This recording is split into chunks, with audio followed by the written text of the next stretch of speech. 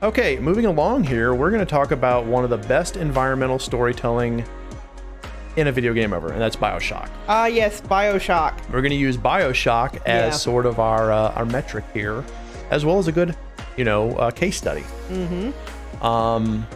First off, if you haven't played the original BioShock, go do it. You can get it on sale real cheap at Steam. It's a great FPS with RPG elements. Yeah. The story is absolutely fantastic. Would you kindly please go play BioShock? Would you?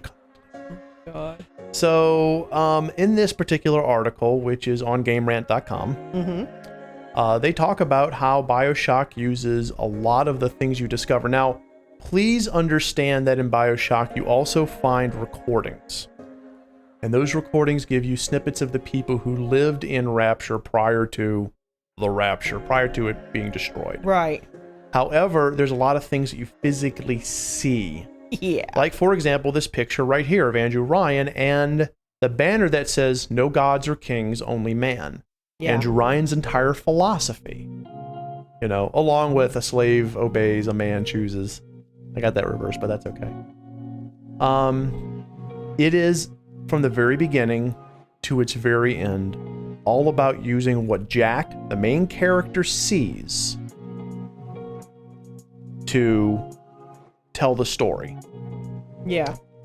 BioShock's opening, when Jack is looking at the present, and it's got the infamous words, "Would you kindly?" Yeah. Which causes Jack, we don't realize, of course, I'm about to spoil BioShock. It's a game that's over 10 years old. Causes him to hijack the plane, cause it to crash, and then boom, you end up in Rapture. Yeah. Because remember, you're a puppet for most of the movie. Yay, most of the puppet. Game. Yeah.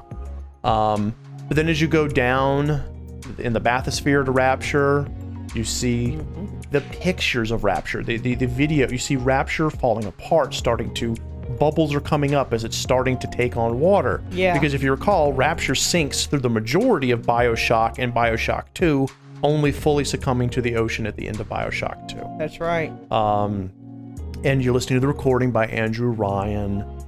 But the thing is this, it's that view of Rapture that gives you so much of what you're getting into. Andrew Ryan's just giving you a narrative of his philosophy on what a man should, what the world is. It's like, he talks about how the person from the government says, no, it belongs to the people. No, says the person from the church, it belongs to God, that kind of thing. And Andrew Ryan believes that a man should be able to live off of the sweat of his own brow. The fruits of his labor should be his and his alone. And while he's giving that philosophy, you're looking at a world that's falling apart. Oh yeah. You're looking at this beautiful city that looks like it's literally a paradise. You see buildings and skyscrapers in the background. You see huge domes where people used to take in, shows and other forms of entertainment and the arts.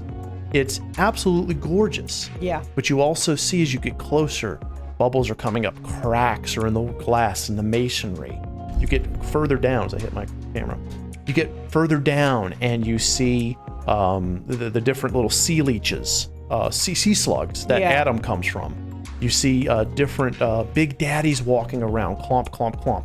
In fact, you even see a connection tube between two buildings, and you see a little sister walking with a big daddy. Yeah. Even though you don't really interact with them at all, and the first time you see them later on is when they actually do something. The little sister screams, the big daddy comes and kills a person who's trying to hurt the little sister. You get a very brief glimpse of them at the very beginning. So that whole descent into Rapture on an environmental level, using environmental storytelling, is giving you exactly where it is you're about to go to. A underground paradise that is paradise no more. Yeah, and I just, as you were describing all that, I was thinking, that's just, it's a metaphor because, it looked really, really pretty on the surface, right? It looked like it was a solid, and then you start seeing the cracks and the water leaks and stuff, and it's like, this idea that paradise was not all that. And it's not just the opening, it's the entire game. Yeah. from start to finish as Jack goes through the story, whether he's working for Atlas, whether he's discovered that Atlas is actually Frank Fontaine, and trying to stop Frank, regardless of where you are in the story of BioShock. Yeah. Everything you're seeing is showing you what happened here. Remember, you're entering Rapture years after Rapture was destroyed by the Civil War. Yep. And you're seeing an aftermath. You're seeing an aftermath of people who became addicted to Adam and became addicted to splicing their genes, becoming the splicers. Yeah.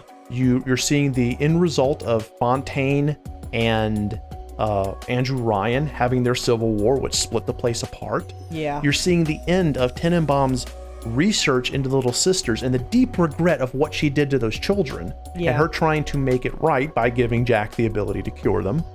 You know, all of these things, you're coming at the very end of a very long story of the rise and fall of literally an underwater kingdom. Yeah.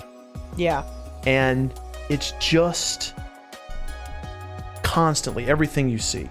You'll go into a house and an apartment, a domicile, and you'll see a bunch of plaster Paris people sitting down, like mannequins, sitting down like they're having dinner. You know, a mother, a father, and 2 children, and they're just sitting there like, you know, they're having a normal dinner. You'll walk into a dentist's office, and you'll see the whole place where the seating where you have your operation done, coated in blood.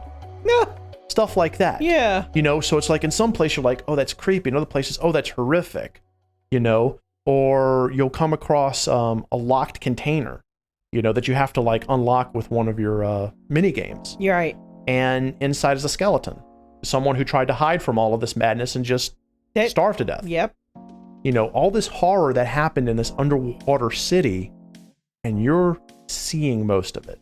Yeah. You're not being told. You're not being told, you're being shown. Yeah. And the more you explore, the more you learn. The more you learn. My biggest problem with most FPSs is that I am not a fan of exploring outside of the objective. That is why I don't like to play FPS games. Fallout 4 side. In BioShock, specifically, I felt compelled to explore every inch of Rapture. Yeah. Which is why, even though the game can be beaten in less than 20 hours, I mean, probably closer to like 10, I spent an insane amount of time playing that first game because I wanted to absorb all of it. Yeah, there's a lot there. And it wasn't to get all of the audio logs. It wasn't to get all the audio logs. It was to see what was there. Audio can also be used, by the way, guys, because when you walk into one of the cafes in Rapture and a radio is playing How Much Is That Doggy in the Window? Yeah. That does more to set the tone than anything else. Heck, it can even be a living person. Sure. You walk into one area and a splicer man and splicer woman are dancing like they used to back when they were normal. Oh. So it kind of shows that, yeah, these people once had lives. These are once people who were normal. Psychologically normal. Yeah. But they got so enraptured, there's that word again, with the power that Adam could give them. All their humanity is gone, and the one thing that they can have left is just dancing together. Yeah. So, fantastic. All of these things you can do to show fear, sadness, happiness, horror, anguish, despair, these are all things that you can do to tell your story through your environment. And BioShock is a fantastic case study.